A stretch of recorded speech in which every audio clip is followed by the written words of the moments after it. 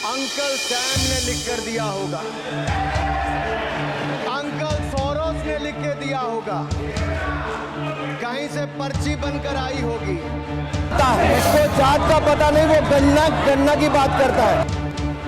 शशि थरूर जी कहाँ है, कहीं छिप तो नहीं गए? अनुराग ठाकुर और राहुल गांधी के बीच संसद में वार पलटवार की राजनीति तो पूरे देश ने देखी, लेकिन अनुराग ठाकुर ने एक ऐसी बात कह दी कि पीएम मोदी ने एक्स पोस्ट पर अनुराग ठाकुर की स्पीच का वीडियो शेयर कर दिया। पीएम मोदी के एक्स पोस्ट पर भी इसे लेकर लोग रिएक्शन दे रहे हैं और कमेंट कर रहे हैं।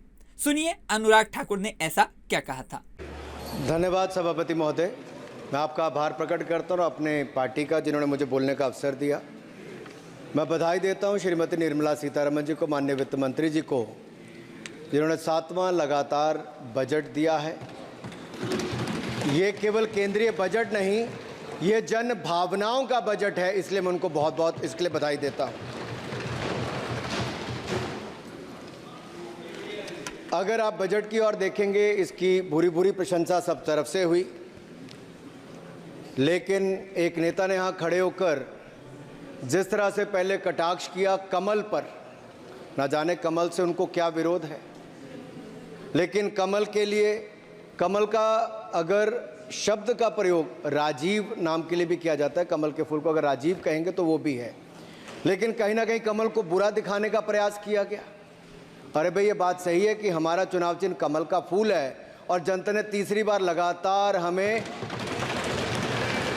सत्ता में बिठाने का काम किया है, लेकिन केवल ये कमल का फूल नहीं, इन्होंने अपमानित कुछ और करने का काम भी किया और मैं उसका थोड़ा उल्लेख यहाँ पर जरूर करना चाहता हूँ।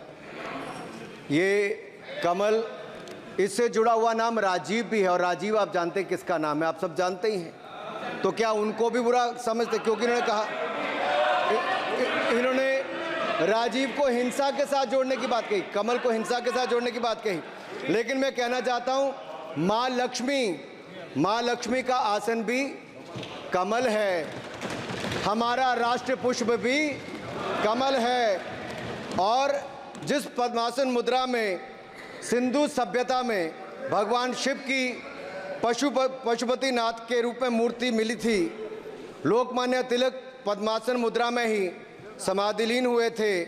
आप कहते हैं कमल के चारों तरफ हिंसा है। आप कमल का अपमान नहीं कर रहे, आप बल्कि महायोगी भगवान शिव, भगवान बुद्ध और लोकमान्य तिलक जैसे महापुरुषों का अपमान कर रहे हैं। इसलिए अगली बार कमल के बारे में बोलने से पहले थोड़ा सोच कर बोलिए कि आप किस किस का अपमान कर रहे हैं। और केवल रील के नेता मत बनिए, मीम्स आपकी खूब बनती है। रियल नेता बनने के लिए सच बोलना पड़ता है।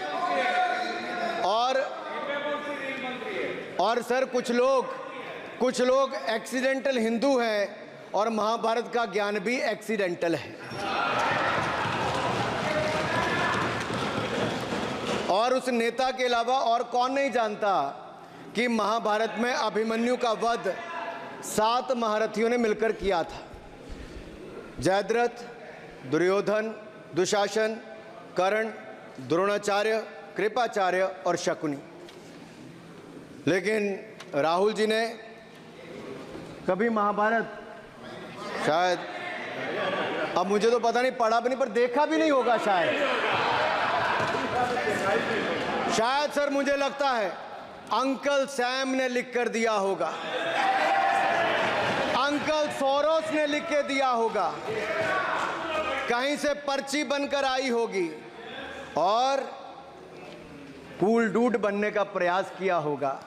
मैं इतना ही कहूँगा, कल जो चक्रव्यूह में फंसाने की बात कर रहे थे, वो कर्ण को करना कह रहे थे, कृपाचार्य जी को कृपचाय बोल रहे थे। चलिए छोड़िए उसको।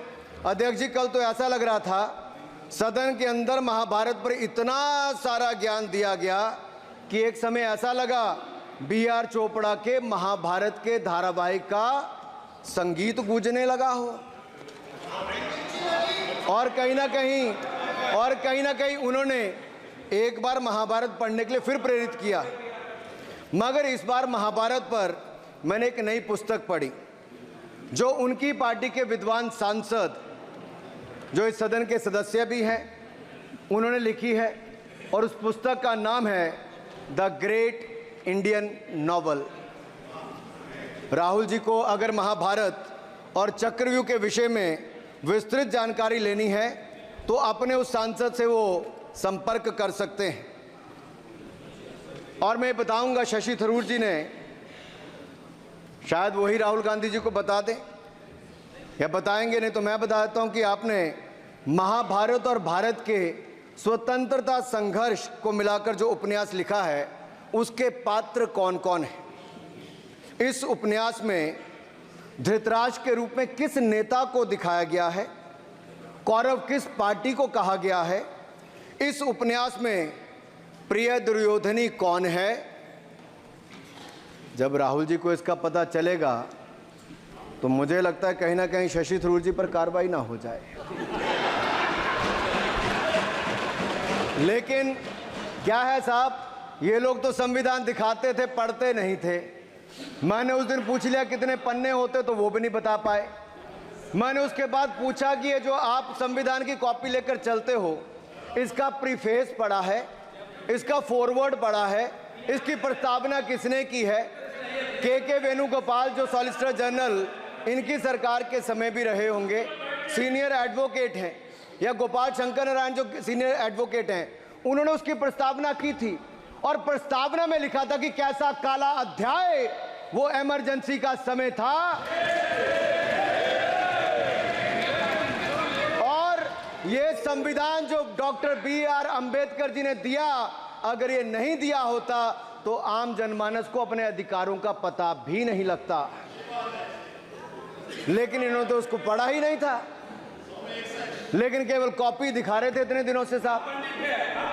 ऐसे ही महाभारत पर भी ऐसी हालत लग रही है।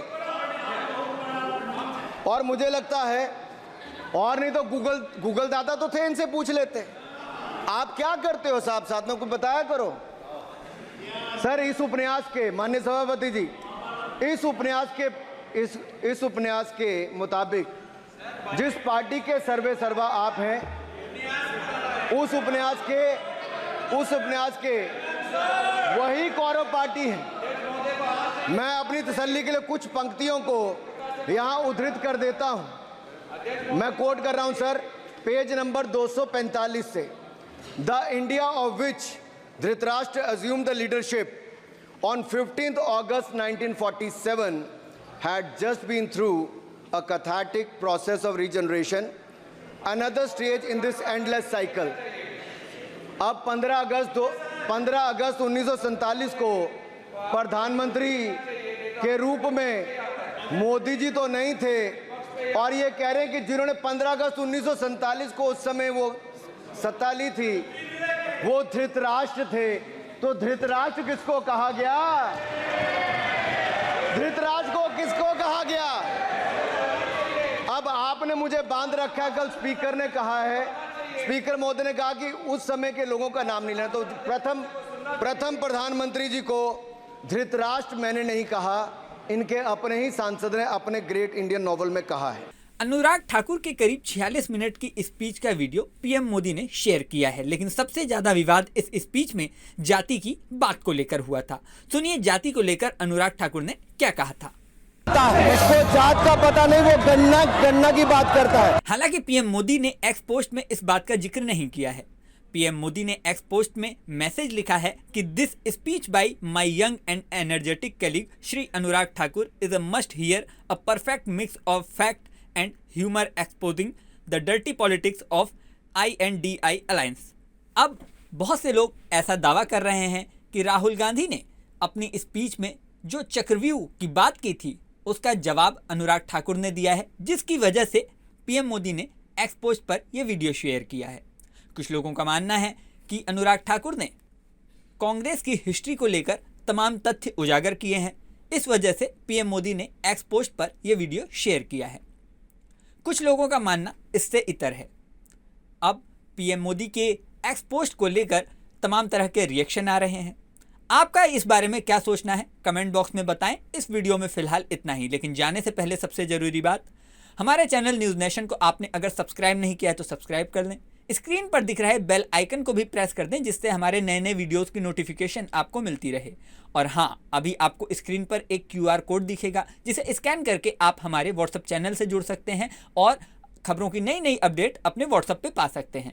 बने रहें न्यूज नेशन पर। न्यूज नेशन अब व्हाट्सएप पर खबरों की ताजा अपडेट के लिए न्यूज नेशन के इस QR कोड को स्कैन करें।